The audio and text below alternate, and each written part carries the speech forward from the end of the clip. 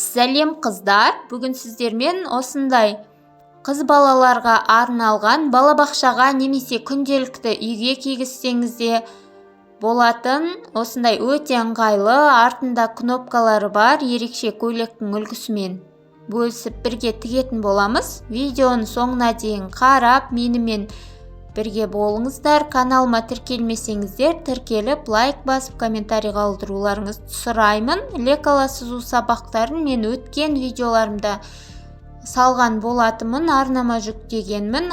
Осы жоғарыдағы сілтемені басып, қарап алсаңыздар болады. Яғни алдыңғы және артқы бойды белден жоғарырақ етіп, осылайша бірдей аралықты белгілеп,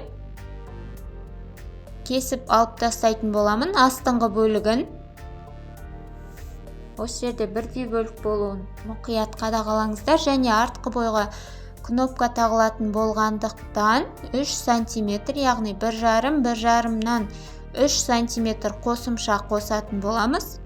Бұл аралыққа кнопка тағылады.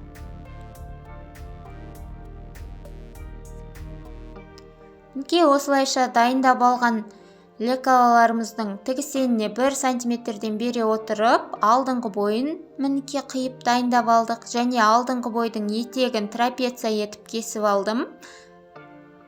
Негізгі алдыңғы бойдың бел өлшемінен 1,5-2 есе етіп, үлкен етіп алсаңыздар болады. Жиырылып әдем болып тұру үшін. Мінекей алдыңғы бой және етегі.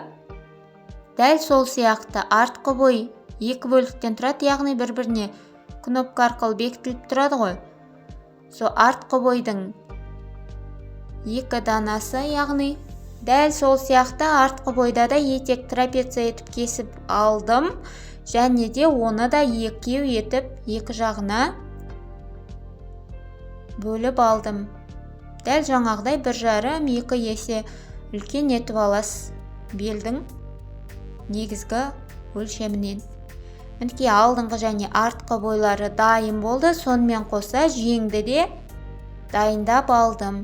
2 жеңі дайын мінекей. Ал ендеше тігуге кірісейік. Алдымен алдыңғы бойдың оң бетіне, артқы бойдың оң бетін беттестіріп, яғни иықтарына бір-біріне дәлме-дәл келтіре отырып, тігіп шығамыз. Тігіп болғаннан кейін тігісті артқа қарай бастырып үтіктеп аламыз. Мен бірден оверлоктап тігіп отырдым. Менде айта кететін жағдай, матамыз поплин. Мінекей осы жерде артқы бойдан өзіміздің жаңағы алған 3 см-іміз бар ғой, артық. Соны да үтікпен бастырып, үтіктеп, орнын белгілеп кетсек болады. Дәл осылай 1,5-1,5 см-ден қайыра отырып, үтікпен бастырып дайындап қоямыз.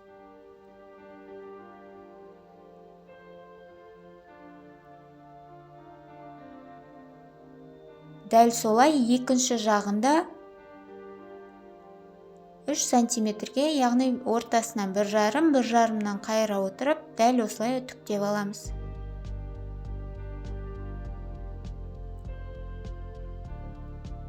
Мінекей үтіктеп дайындап қойдық. Иық тігісінде артқа қарай, яғни артқы бойға қаратай үтіктеп алдық. Енді жеңді қондыратын боламыз.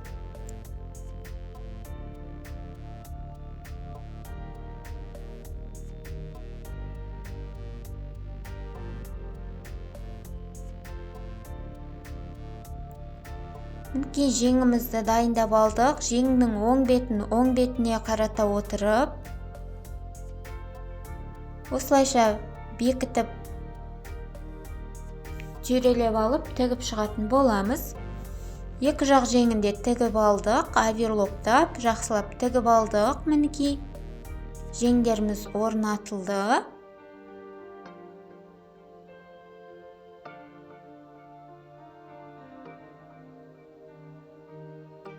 Енді біз бұның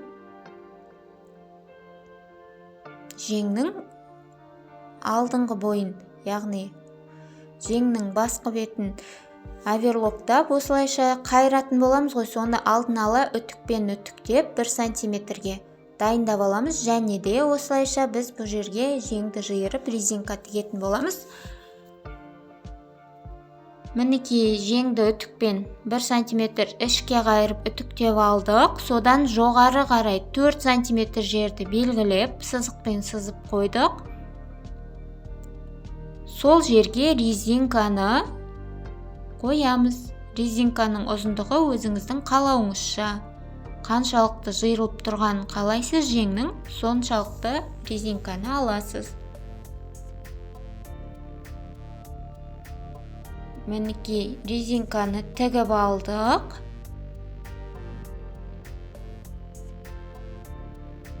Енді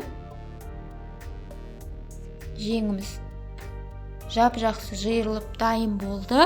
Жан тігістерін қосып тігіп шығамыз. Содан кейін жаңағы қайырып үтіктеп қойған 1 сантиметрге қайырылған жеңнің аузын тігіп шығатын боламыз. Мінекей тігіп алдық. Жан тігістерін қосып тіктік. Жеңнің де аузын қайырып тігіп қойдық. Мінекей.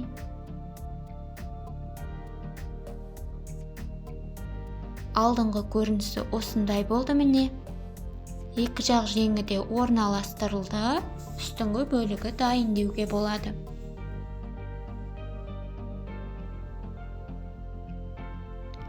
Енді бұған етегін жалғайтын боламыз. Алдымен алдыңғы бойға артқы бойды қосып, етектерінде бір-біріне жалғап тігіп шығатын боламыз. Яғни оң бетін оң бетіне қарата отырып, алдыңғы және артқы бойды бір-біріне қосып тігіп шығамыз. Мінекей тігіп алдық. Етектерінің барлығы бір-біріне дәлме-дәл келтіріп тігіп алдық. Енді бұны үстіңгі бойға орнататын боламыз. Үстіңгі жағына. Артқы жағында етектің дәл жаңағыдай 1,5 сантиметріне, яғни 3 сантиметрге қайырдық қой үстіңгі бөлгенде. Дәл солай сол аралықты да үтіктеп өзіміз үшін белгілеп қайырып қоямыз.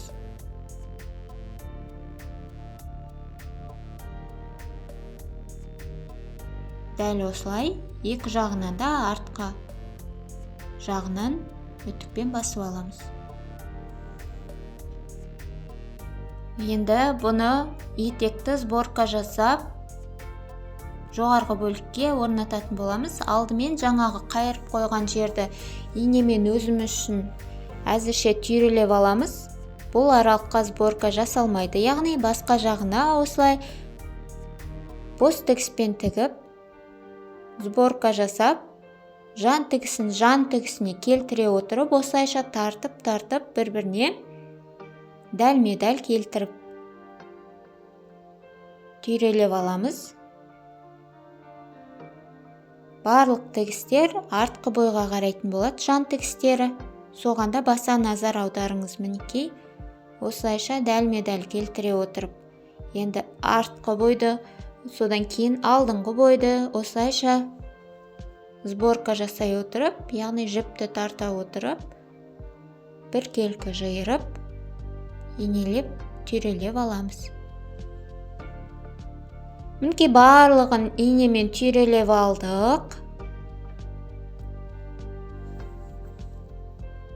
Қарап отырсаңыз, міне сборка жаңағы қайырып қойған жерге түскен жоқ. Ол жерді ашып, бір-біріне дәл келтіре отырып, тігіп аламыз.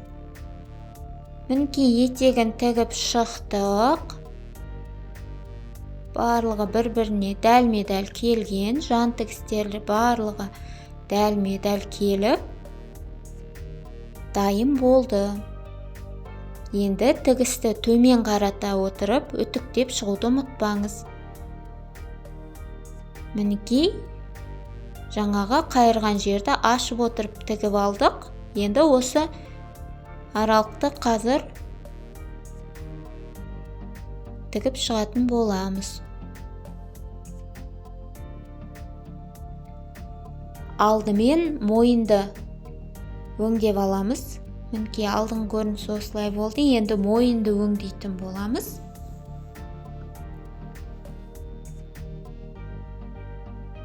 Ол үшін дәл осылай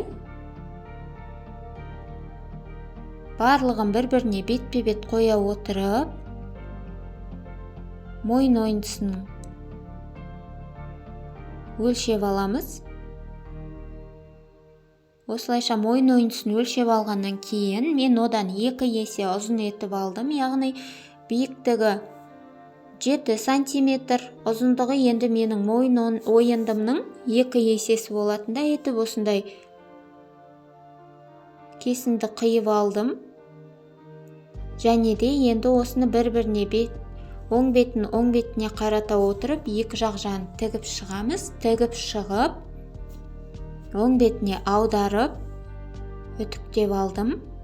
Енді осыны гармошка етіп жинай отырып, мойынға орналастыратын боламыз. Мінекей оң бетіне қарата отырып, жаңағы 3 сантиметрге қайырған жерді, яғни бір қайтары қайырып, 1,5 сантиметрге қайырылған жер бар ғой, соны осылайша оң бетіне келтіре отырып, бекітіп аламыз.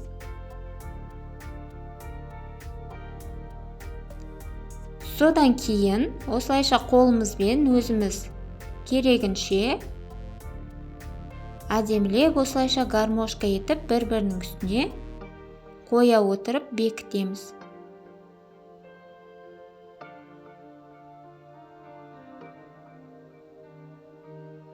Сонда осындай ерекше әдемі жаға шығатын болады.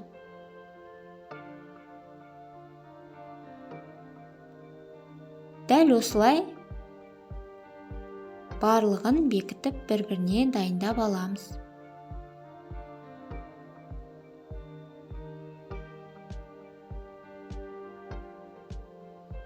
Мінекей бекітіп инемен түйрелеп алдық. Енді осыны тігіс еніне мен 1 сантиметрден бере отырып тігемін. Осылай тігіп аламыз.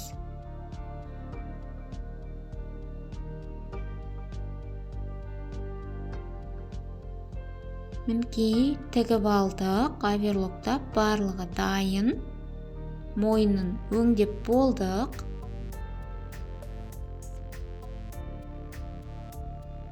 Мінекей бізде дайын болды мойыны.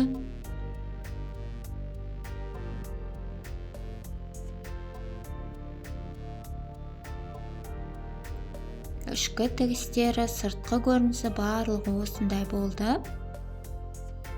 Енді осы жерге осылайынан кнопка қоятын боламыз.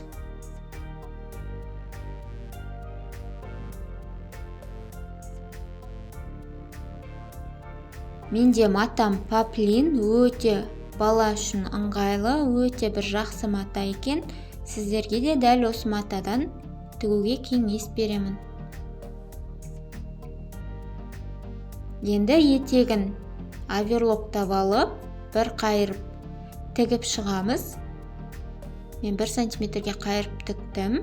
Содан кейін жаңағы қалдырған 3 сантиметрімізді тігіп аламыз. Етегіне дейін барлығын қайырып отырып, 1,5-1,5-нан 2-ге бөле отырып қайырып тігіп шығамыз. Содан кейін мен кнопка орнаттым. Кнопка орнату өте оңай. Прессіңіз болса болды. Ал егерде сізде кнопка қоятын аппаратыңыз болмаса, онда түйме қойсаңыз да болады.